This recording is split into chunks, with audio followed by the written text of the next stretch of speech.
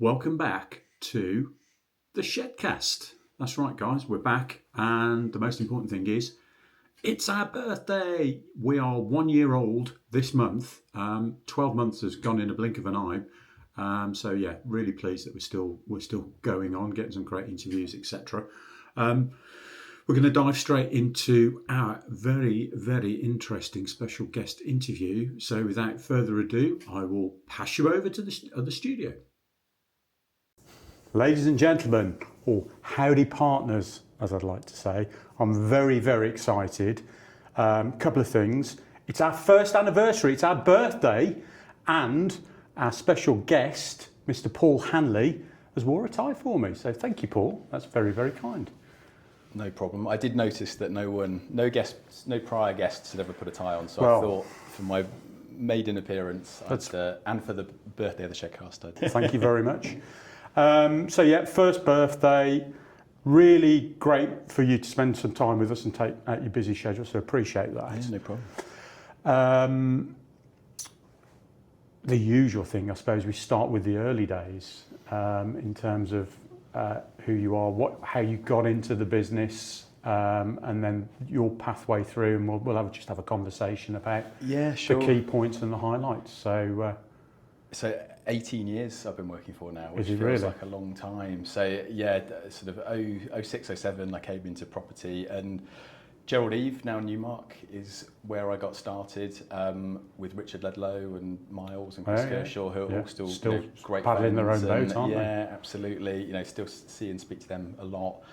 And it came out of a conversation with Richard. I'd done a couple of months for a very small niche sort of retail type firm and got an interview at Gerald Eve, and he just said, look, we'll give you a chance, but you've got to do a RICS accredited degree. At that time I only had an English literature degree, which was not worth a lot. So the plans were to be a thespian? I didn't, well, maybe. to build to be or not to build. Be, yeah.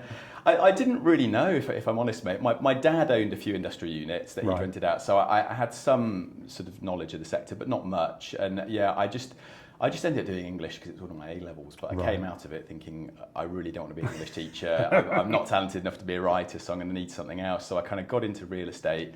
And yeah, Rich just said to me, look, we'll take you on, but you've got to get a degree, and we can't really pay for it. This was GFC-ish sort of time we're just coming into. So I said, that's okay. Tough times then. Yeah, it was. I remember being really nervous I might lose my job, and Chris Kershaw saying to me, Paul, we pay you so little, it would make no difference. But I basically did an RICS accredited degree via distance learning while I was working, and really quickly started doing some deals. Gravitated very, very early on into sort of agency, and remember we leased a building that turned into an investment, and they just said, well, you do investment now, then you sell that, and it just sort of snowballed from there really. But yeah, I was with them for about 5.5, 6 years, and great times. Yeah, a lot of fun. Bit hairy early GFC days, but coming out of it into 2011, 2012 as things bounced back. We were worked with Mark Johnson, Tom Blakely, Andrew Preston was there. Loads of great guys. Still see and keep in touch with now. But yeah, we had a really good team. Yeah, because I think that's where I first came across you as an investment agent. Yeah. And I think, did you go on one of they used to do a ski trip? I did go on a few of the Birmingham investment agent ski trips. Yeah, that were quite infamous. A few stories. I'm sure. Probably not one for this channel, but a lot of drinking involved. Yeah, no, it was good fun. That Birmingham investment agent community was maybe 30, 40 people in it at that time, but everyone was a great friend and a great ally. Some great some great guys. Some guys that came to my wedding, people I still see today. To this day. Literally a guy I saw this morning for a catch up. And some really good contacts and friends for life in that industry. Good. I think that's the beauty of our market, isn't it? Yeah, it is. Yeah, it's and everyone always said, particularly in industrial as well, I think even more so, which obviously we'll come on to it, but how I got to know you. But yeah, there's some great people in real estate in general, but particularly in Birmingham where I started, some really, really good people that got to know and helped me a lot. And then moved on to bigger and better thing. Well, that's probably harsh with fairness, but a different avenue, a career pathway. Yeah. But working for the biggest developer. Yeah, it was. I mean, again, I had Richard Ledlow to thank really for that, because he called me up and just said, look, been talking to Prologis, talking to Alan Sargent, and they were looking for someone. Yeah, they'd been through the GFC. They had quite a big team. They'd slimmed back down. They were looking to build up again. So this had been 2012, 2013. And he said, look, yeah, they want someone young who's got a little bit of development experience. I'd done a year or so with James Hinton over at Hinton Properties, but mainly retail and leisure. But really good learning sort of position I'd been in with him. And so I went to see him, and then went to see Andy Griffiths. Obviously, both those guys now retired. But yeah, just really liked them. Got on brilliantly with Sarge, and it was a great move. Really good move, and still a lot of people in that business that were there then, like Woody and Westy and those guys, and James Wright, Ollie, lots of people. All good names. Yeah. And good so people. Again, had a really good team. Very fortunate to work with a good group of people, and. It was just that right time. Just say kind of coming out of the GFC, things are sort of regularised, and that would have been 10 plus years ago now. But industrial was in the ascendancy, and it's not really changed since. It's just carried on growing. But yeah, we got a lot done. I mean, it's funny to think back now. Those times, I remember doing a deal over by Birmingham Business Park and buying some land at £5.50 an acre, and I remember doing a deal with you at Midpoint at £6.35, and that feeling like a record rent. And guys have been in the market 4 or 5 years now. I think that's half price, but that's it's bizarre, isn't it? That's where it was. I remember having conversations with people with Birmingham rents get to £7, and so it's amazing, really. You can sometimes take for granted all that growth that we've had, but yeah, good times, and learnt a lot. Just a very different level of experience. But I was fortunate; they sort of threw me straight in, and we're working on developments, working on leasing existing buildings. It was a smaller team than it probably is today, but it was quite fun. Because I think that's where, like you say, that's where I first came across you. I think. Yeah, and that's, I suppose, friendship created, relationship, No, we did some good deals. We did deals at Bromford Gate, and we did those deals down in Daventry. Yes.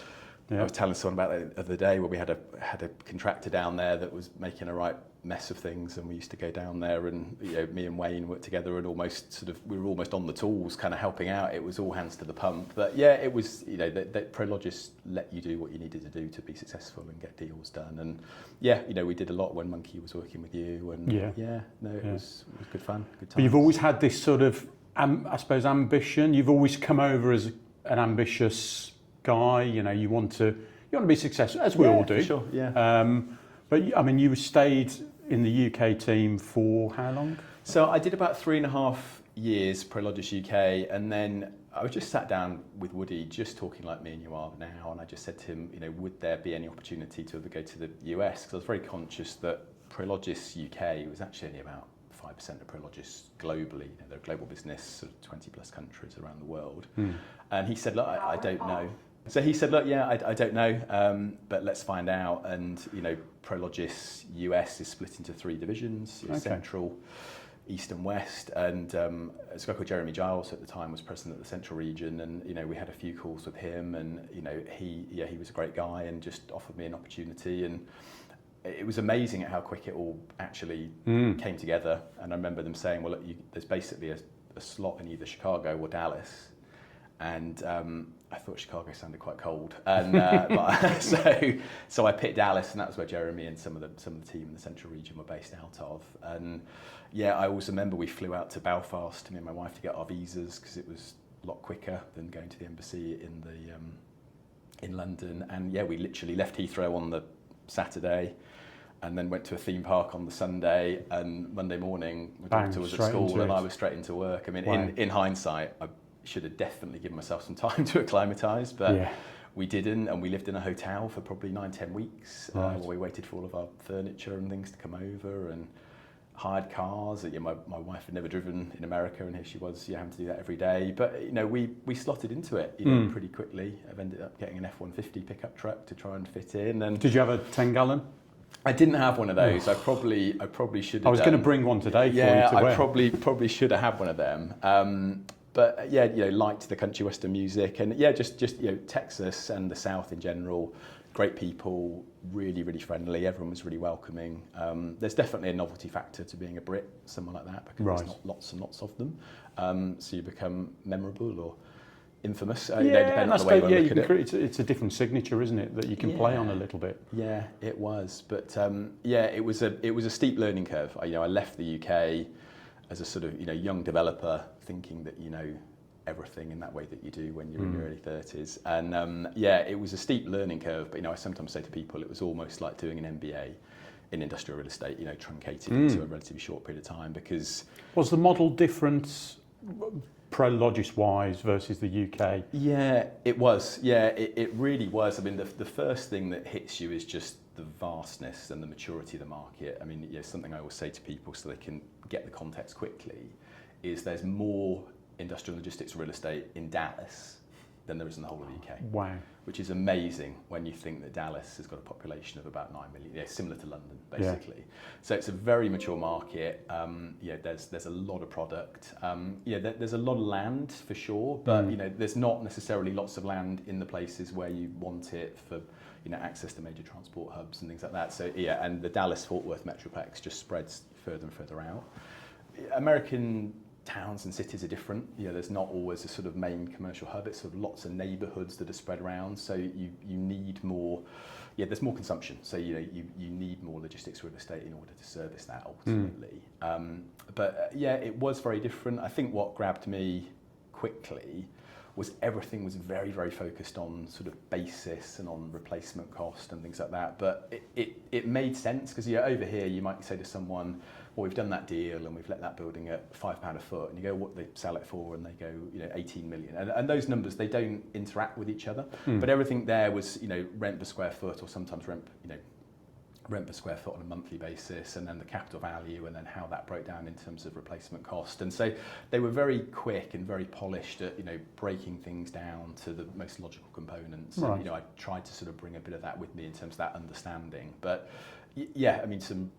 Dallas, very interesting place. That's where Trammell Crowe was from, the individual, first guy to ever build a spec shed.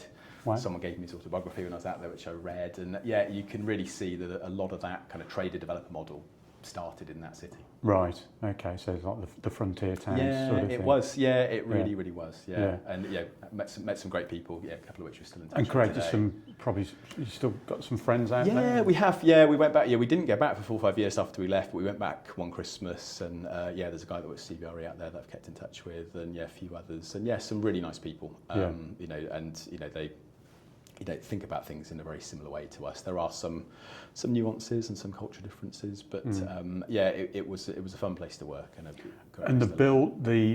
suppose you're not a construction guy, but the buildings in terms of the elements different to the UK market. Was that a challenge, or was it because I know that they're bigger and they have the ability to carve them up, and they do short-term leases, don't they? Really, really different. I mean, when I went over there was an area in South Dallas where million square foot buildings were being built spec at a phenomenal rate, and I was trying to sort of say to the guys I was working with, at that point in the UK, there may have only been a handful of buildings, maybe manufacturing, that are 1 million square foot plus at that point, and that just wasn't something that we would do in the UK. But the model over there, they'd split them up, they'd quarter them, or they'd cut them in half, and it was there was much more flexibility. Leases tended to be focused much more on the building and the building footprint, and then sort of common areas and yard and landscaping, that was all separate, and that would be in control of landlord. Landlord would be responsible for maintaining the roof and things like that. Right. And just the structure and the fabric was different. It really was. They're all concrete tilt walls, so you get these. They have tilt wall parties, and they have literally the elevation turns up, the dock door holes are cut in it and everything, and it's literally tilted up. There's a metal truss roof, and then almost a sort of thin layer of almost like felt, like you'd see on an old-fashioned shed, would be on the roof, which they would sort of relay every 2 to 3 years. But I personally felt that the UK system of steel portal frame with cladding, they look a bit sleeker and a bit more sophisticated. But, particularly in the south where it's hot, that's the way that it's fit for purpose, isn't it? Yeah, it is. And, they tend to be a bit lower because there's much tighter regulation around sprinklers and fire safety and things like that. It was interesting the first time going to planning and zoning meetings, and you've got the fire chief there, and there's a lot of thought put into that. What they do very well, and far quicker than we're able to do. Hold on, does it begin with P? Does it begin with P? It does, yeah. Planning. Yeah. Over there, you can almost have planning by right. It might be zoned for a logistics location or an employment location. And frankly, as long as you're adhering to certain size and scale requirements, setback requirements, height requirements, things like that you control land and you do deals differently over there anyway, because you might sign a purchase and sale agreement pretty quickly. Within, say, 10, 15 days. Yeah. And then you basically have a due diligence period, which could be 30, 60, 90 days, extendable by the purchaser if they so wish, but you've got control at that point. And so it's not uncommon for someone to tie a site up, go through your DD period, close, planning is secured, and then you're off and running. So there's a far swifter path to, the vertical build than there would be. So it's almost like, I suppose, to a degree, a bit like a DCO that we've got on certain sites. Some similarities. But you still need reserve matters on that, don't you? But it's just quicker and more agile. Yeah, it is agile's a great word, definitely. Yeah. Okay, it's interesting. And it's interesting. A lot of agents watch this. I know I've had some sort of feedback, etc.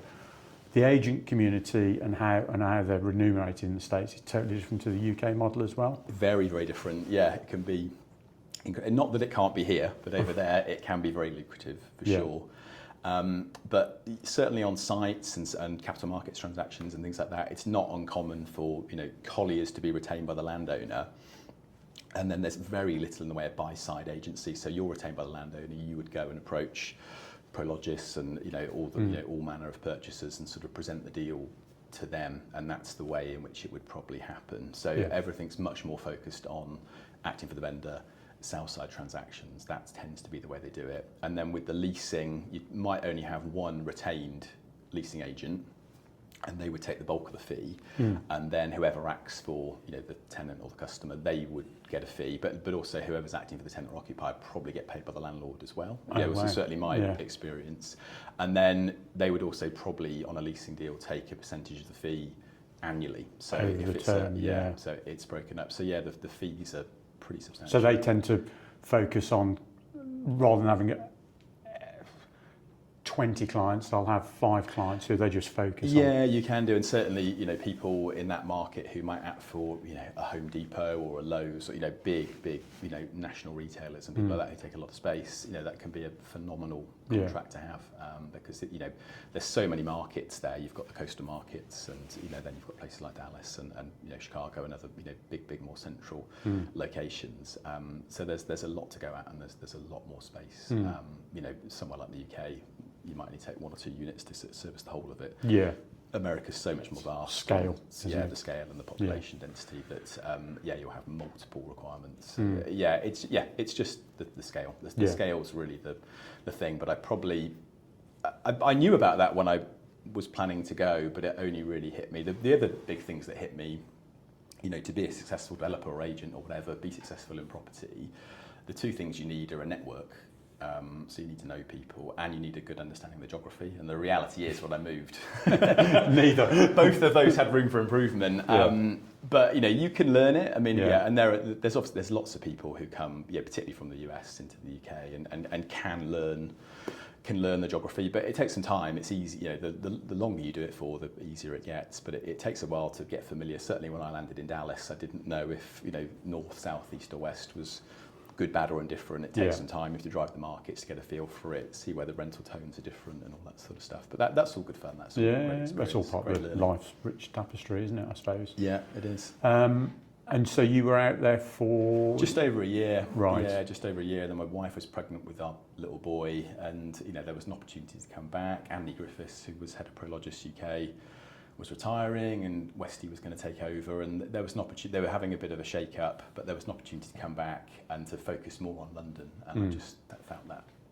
And with the family thing as well. Yeah, exactly. It was just good timing. So did that, came back, had a couple more years at Prologis, but really focused inside the M25 at that point.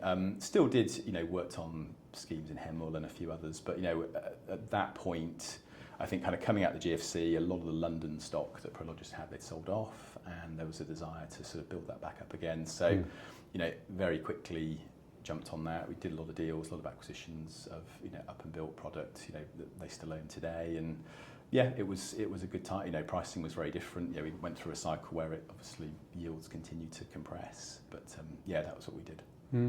And in terms of the number that, I have to do a bit of research and Googling, but I was very impressed in terms of your CV stroke track record in terms of deployment. Yeah. So circa what, 2 billion? Yeah, I had to add it up once. So more fingers, need more fingers. That's it. But it was. It's, over 7 million square feet, about 2 million of value. I mean, that probably became higher and then dropped down a bit, to be honest with you. But particularly in the time at Prologis, but also time at Bridge, and we've been a lot of assets, a lot of deals. But that's what I like doing. I've always enjoyed. You've always been a driven character, but it's part of your charm. You're not, you're very honest about it as well, which is good. Yeah, I think so. Yeah, I've always tried to be very transparent and just honest and open with people, and I think it's because of that I've been able to, we named 3-4 deals straight away that we've been involved with. So I've always tried to do repeat business with people, which is easier to do if you're open and honest, trust, and isn't it? Straight. Yeah, absolutely. Trust. Yeah. So Prologis, then you went to Bridge. They set up a vehicle in the UK, which you headed up. Did a great job there, I think. That was good fun. That was good. Yeah, they were good times. A scary time because it was COVID. Yeah. And no one knew. It's easy to forget now. At the start of COVID, obviously that became a massive boom for our sector, and it's kind of continued. For a while. After that COVID, but early days COVID. No one really knew what you meant. do. Yeah. Is it going to be a week? Is it going to be a month? We were in a blind, weren't we? Yeah, it was. So, we opened the office there. I think that would have been November 2020 or something like that. So, it was all timed to being able to be back in the office and travel, and there were closures at the time between the UK and US borders, and all sorts of things going on. Difficult to manage. It was, but that was there for 3 years, and good fun. That was good. That was, again, something very, very different for me to start something from scratch and build a team up. So you've now you're now at Grafton Gate. Came back up to Hanley in Arden, and joined Phil and the team at Grafton Gate just over 2 years ago. Is it 2 years? Wow. Yeah, just gone, and Grafton Gate were a name I'd been very familiar with. They've been synonymous with UK industrial logistics for 20 plus years. Phil and Colin were both ex-Prologis as well, albeit at a different time to me, and was just a business that I held in high regard, and when they approached me, it just felt like the right time and the right move, and the time's flown. But it's been good, and we've been active, and they're a very reputable, agile business in the sector, aren't they? Yeah, very well respected. But I suppose what are the challenges? There's a lot of, I suppose, to a degree, similar models, but. Again, it comes back to personalities, I suppose. Yeah, it does. I think, but personalities and just the individuals and the track record are the sort of things that sort of see businesses through. I think. I mean, Grafton Gate have done a lot, whether it be million square foot to Amazon up in Scotland, all the way down to sort of trade counter schemes in Exeter and sort of everything in between, really. So work on a national basis, but with really good capital partners. Again, what I touched on a minute ago, a lot of repeat business with the same capital. Royal London. Yeah, we've done a lot with Royal London of late. They're a great partner to work with. We've enjoyed. Nice, because they're a client of ours as well. So they're nice people to deal with. A lot of good people out there. But, definitely. But I mean, the feedback at the moment? Obviously, we've got the autumn budget coming, etc. Challenging times with the Labour government. Love them or hate them, you decide. I'm not going to go down that. No, we won't down that foxhole. But in terms of capital partners, are you seeing? I think the field of view is a lot wider because it's changed massively. It used to be very much institutional focused. Prupim, all those other, the London blue chips. It's now very wide in terms of capital that's out there. Yeah, it is. Yeah, there's a real variety, and we talk to capital that is global now. Yeah. You know, that's really where it comes from. I mean, I think probably what I alluded to earlier, in the last 10 years, capital tends to flow to wherever it's treated best. And in the last 10 years or so, and then particularly in the post-COVID, post-pandemic era, we've seen UK industrial, and just industrial in general, has become, significant pieces of infrastructure. That's what allows for the consumption. So if people ultimately feed and clothe themselves, everything in this room would have come through, off a trailer into a warehouse and out again. And so, and I think kind of COVID definitely shone a very strong light on that. And that's meant that more institutional money has continued to sort of come into it, because you'll remember, particularly earlier on in your career, industrial was the that was the lowest, we were the quality and cheapest use, really. We were shed monkeys. That's what Frank Starr used to call us. Or shed clerks. Rents on Magna Park were £5 a foot for 20 odd years, weren't they? I remember, that's out towards the sort of Black Country, Wolverhampton way, and that when I first started, it was £4 per square foot. Yeah. And a big shed was 100,000 square feet. Yeah, that's it. Wow. I mean, it still amazes me sometimes when I look at really old investment details for Park Royal, and the rents are £7-8 a foot, and they're now 25-30 plus. So it's changed a lot, but there's still the availability of capital out there. I think we can't escape the fact that in the last 5 years it's been crazy. We've had a global pandemic. That actually caused a massive boom in our market, which was unexpected. We had double-digit rental growth, double-digit capital growth. We've had wars in the EU, wars in the Middle East, cost of living crisis. A lot of black swans, big debt crisis that sort of happened as well. Fast forwarding all the way through to April and Liberation Day and the tariffs. So there's been so much, but ultimately, we went through a period where we had 10 years worth of growth in our sector in 6-12 months. Is sort of how it feels. So it feels like everything's been on sort of fast forward. I think that just with the macroeconomic sort of headwinds that we're seeing, there has been a little bit of a slowdown, but that's not necessarily back to normal though. Yeah, to a degree. I think so. It feels more just for those who have been working for a while, you recognise this is a more normalised market, much more similar to the pre-COVID times. But ultimately, there'll be capital and there'll be availability of capital because there's still demand. Demand is supply and demand, and that balance is the key to our business. Yeah. Whilst you've still got demand, you can still have some success, and rents are still growing, which is amazing. And I went to I won't name the agency, but another agency did a presentation the other day that I went to, and they were bringing it back to America. Actually, they were talking about net absorption, which is a much more North American term. But they were saying that this quarter is the first time in a quarter where that's been positive. So net absorption was about 2 million square feet. So if you've got 8 million of take up and net absorption's 2, that means 6 million of that square feet. That's just people moving out and recycling out of other buildings. But that's a real positive. So if we can see that net absorption continue to creep up, then that's a massive positive for the sector. I think we've done the numbers, and they all come out the same, like with other firms or other houses, as probably is the right term. But I think we're all sort of saying for Q3 the take-up, East and West Midlands was about, and we are the bulk of the transactions for the UK generally because we've got the scale.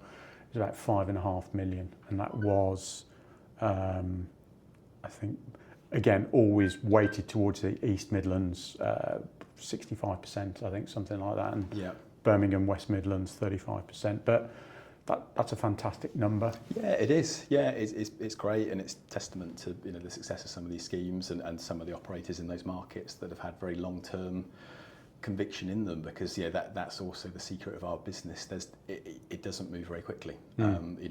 It's easy to forecast the supply, because even once you put a spade in the ground, it's going to take you a year or thereabouts to build it. It's probably taking you a year or so prior to that to get planning. And some of these big schemes that are having their day at the moment are a long time in that sort of pre-development phase. Yeah, it's 5 years plus, isn't it, from a greenfield? It can. Yeah, it really can be. It'd be great if Labour sort of stick to some of their promises to help speed that up. We'll see.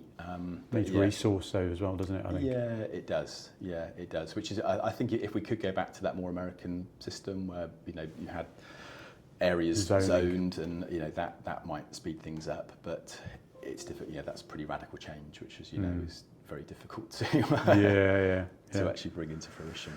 What's your best deal, do you think? Have you got a trophy deal in your head? Have you?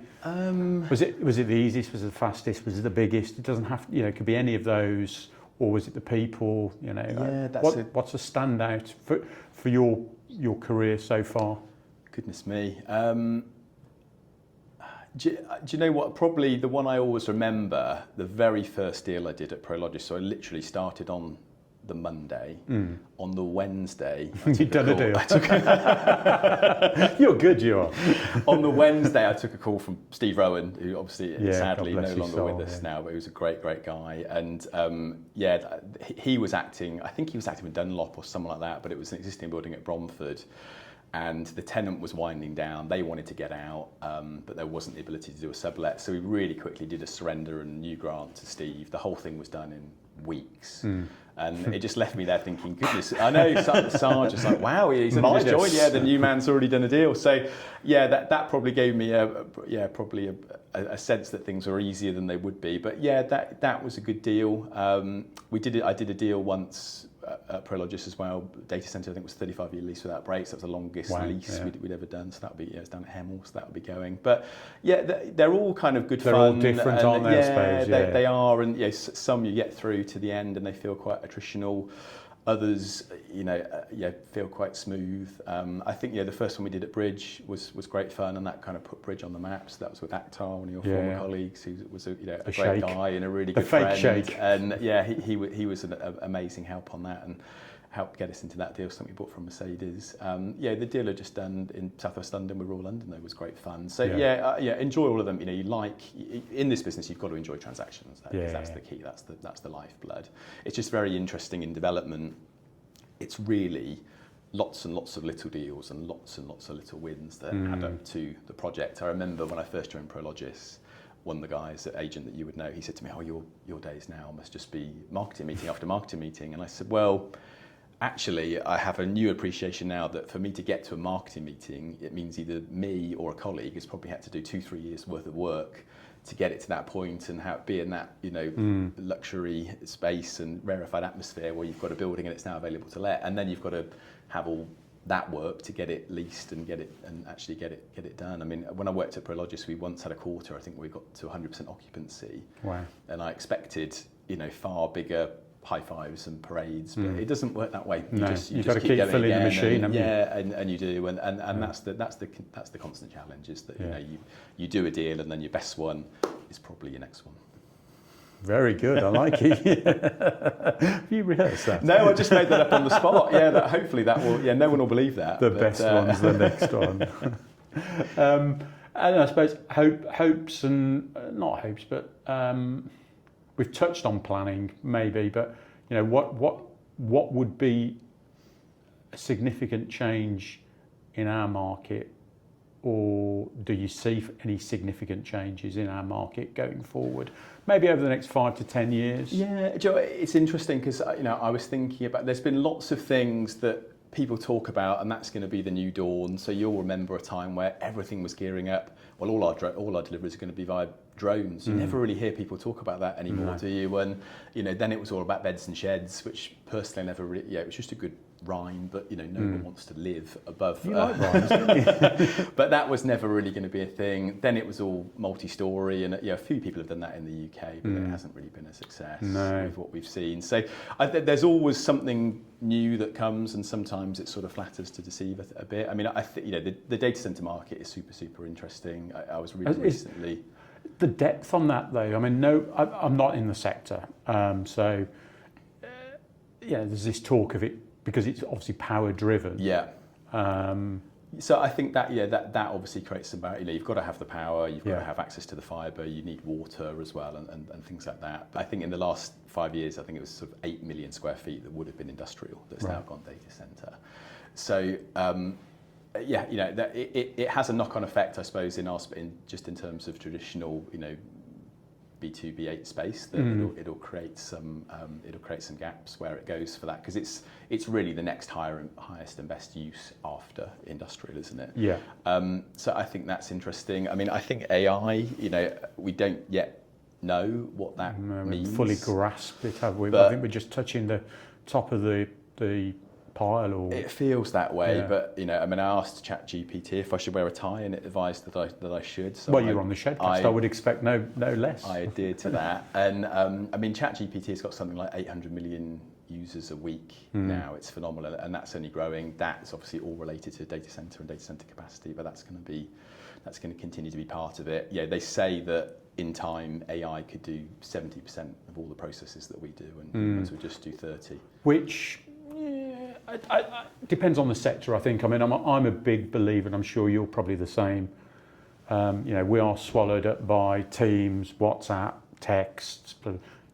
We got two of those and one of those, and God gave us a phone. Yeah. And I don't think AI could replicate what the nuances that you get from having a conversation with somebody about a deal. I don't think you could do a deal via AI. I agree with that. There's always going to be a human element, but I think AI can probably fast track some of the things that we do, and particularly around data. I mean, in the last decade, you'll have noticed this, but the collection of data and the aggregation of data and the it's phenomenal interpretation of it is it's unbelievable. I mean, when I joined Prologis, I remember having an A3 Excel spreadsheet printed out, and that had all the properties and all the rents and it must have taken you some time to calculate all your. I think, 1 plus I think 1 I did is that with a paper and pen, but I mean, they had systems, but now it'll be transformed, and I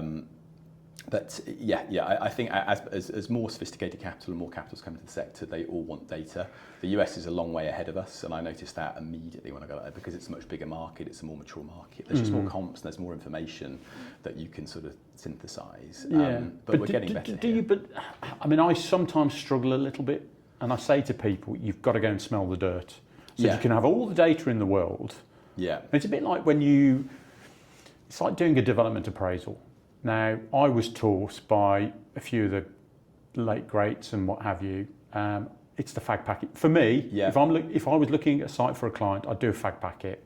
Forget circle, blah, blah, blah, because you can make anything work to a degree within parameters. Yeah. But do it longhand, write it down. It was like doing your maths homework. But if it works on a fag packet, take it to the next stage. Yeah. I think the data thing for me, it's great that we've got it out there, but I do think the nuances of the market in our sector, I think you've got to have that knowledge. And the data's great, but you've got to have the feeling, the knowledge, the understanding of the market. Yeah, there's no substitute for the actual. So, go and drive it, go and meet the seller, meet the tenant, talk to them, drive it more than once. What does it look like at rush hour, and what does it look at 9 and at 5? And there are some things that you'll just only get from the physical work and a bit of shoe leather. But the data can help support your arguments. We were looking at a site with a capital partner last night and going through deals that happened 2-3 years ago. But how long did that take to lease? And there might not be one silver bullet in there, which is the absolute piece of information. I think that's what I'm trying to say. But no, I agree with you. Create the picture. I mean, I came through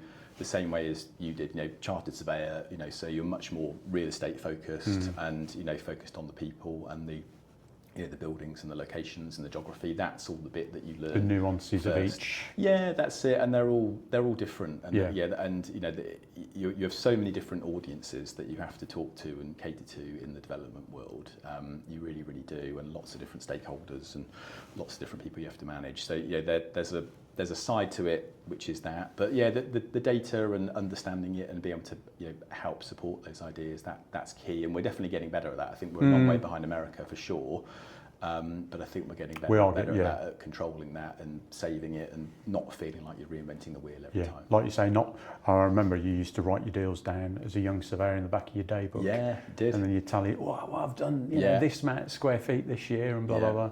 Whereas now it's all just there, isn't it? Yeah, it is. It's all on centralised systems, Yeah. so, which is the right way, because otherwise you've got so many people walking around with that knowledge, but it's just in their head. That's the key, isn't it, for people who are 40 plus, is actually get it written down somewhere so other people can see it and benefit from it and use it and share it. Yeah, no, absolutely. It's a hard discipline, but it's one we need to stick to. That's superb. I appreciate your time, Dave. Really interesting. We've never had that conversation, so it's just interesting your thoughts around those subjects. Just going back to so you said you moved to Texas because you like country and western music. Is that? I didn't really know much about it when we moved, but it's on the radio all the time. So I did start to get more of an affinity for it. My wife is even more into it. Really? Yeah, we just arranged to go see some Nashville in concert thing in February, I think it is. But right. my wife and my daughter are massively into it. But okay. There's bits and pieces of it that I do like. So that sort of, I suppose, leads me on to my standard killer question. What's your go-to tune? What fires Paul Hanley up? Maybe if you're in the gym, doing the old press-ups, building the chest out. Get to do as much of that as I used to in my agency days, sadly. There used to be a great gym we used to go to just around the corner on Temple Street when I worked at Gerald Eve, but it's sadly gone now. But go-to tune, I mean, it's probably a bit old school now. I do like Show Me Love.